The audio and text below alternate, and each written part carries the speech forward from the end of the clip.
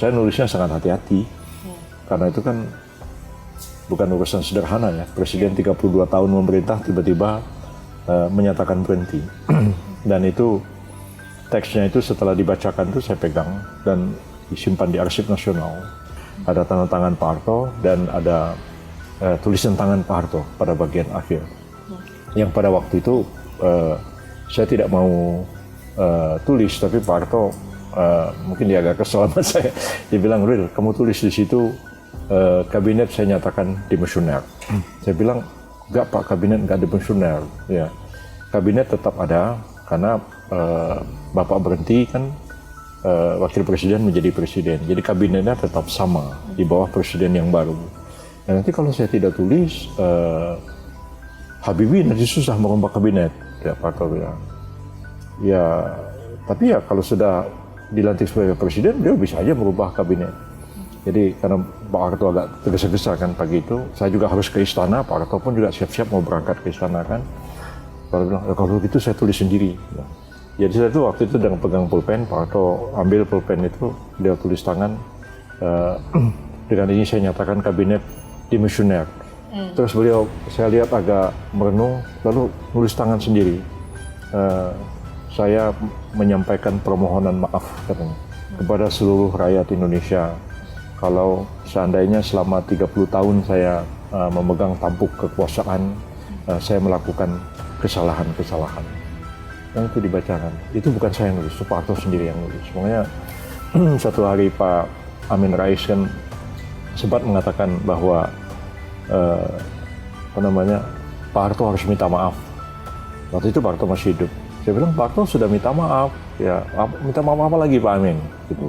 Sampai saya ambil teksnya, ini bukan saya yang nulis, ini Pak Harto sendiri yang nulis. Pak Harto itu sudah menyampaikan permohonan maaf ya. Tinggal kita lah mau maafkan beliau atau tidak, ya itu urusan lain lah. Dan di zaman saya juga akhirnya ketika saya jadi Mensesnek, saya menemui Pak Harto pada waktu itu beliau sedang sakit di rumah sakit Pertamina. Jadi udah banyak sekali kabel-kabel di sini. Saya dibantu sama Mbak Mami pada waktu itu. Dia bilang, "Bang, Bapak mau ngomong." Ya, jadi saya dekatkan telinga saya ke kepala Pak Harto. Dia bilang, "Bil, ini kan sudah sering ganti-ganti presiden. Saya ini kan sudah mau mati, ya. Tapi status saya itu kok masih tersangka terus. Nah, apa kamu bisa bantu saya supaya persoalan ini selesai?" Ya, baik Pak. Itu dari situ saya langsung ke istana, saya melapor ke Pak SBY. Bilang, "Pak SBY, ini Pak Harto dalam keadaan sakit." Dan tadi saya tanya, tim penguji kesehatan mengatakan bahwa tim dokter kepresidenan, situasi kesehatan Pak Harto ini memburuk. Ya.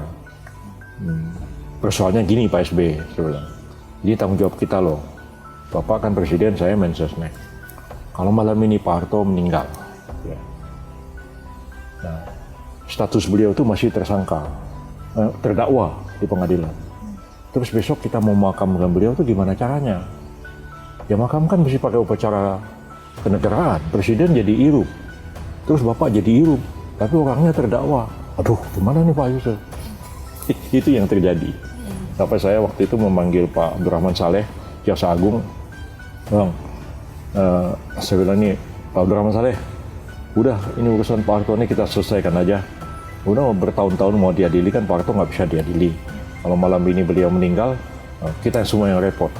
Jadi Jaksa Agung keluarkan aja itu penghentian penuntutan. Abdurrahman Saleh kan orangnya agak ngeyel kan, gitu begini. Saya bilang, udah kalau gitu tanggung jawab, nanti saya ngumumkan ke masyarakat. Biar ini seknek yang ambil alih. Akhirnya selesai. Jadi Pak Harto itu kemudian dinyatakan kasusnya itu ditutup. Nah, tidak bisa diadili. Walaupun yang didakwa itu kan bukan Pak Harto memerintah selama 30 tahun. Yang didakwa itu hanya Yayasan Super Semar, Yayasan Dakap, segala macam.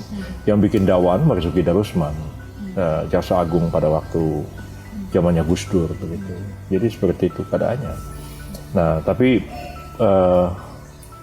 berapa tahun kemudian ya saya sama Pak Amin Rais diwawancarai sama salah satu stasiun TV. Waktu itu peringatan mungkin berapa ya? Mungkin 18 tahun reformasi. Jadi Pak Amin bilang, Ya, waktu itu saya terlibat. Ini Pak Yusril juga terlibat menangani Pak Harto berhenti. Ya, tapi saya pikir-pikir sekarang Pak Harto itu bagaimanapun kita harus hormat pada beliau, kata Pak Amin. Dibandingkan dengan Saddam Hussein, dibandingkan Muammar Gaddafi, dibandingkan dengan Hosni Mubarak atau Hafiz al-Assad di Syria, Pak Harto lebih baik.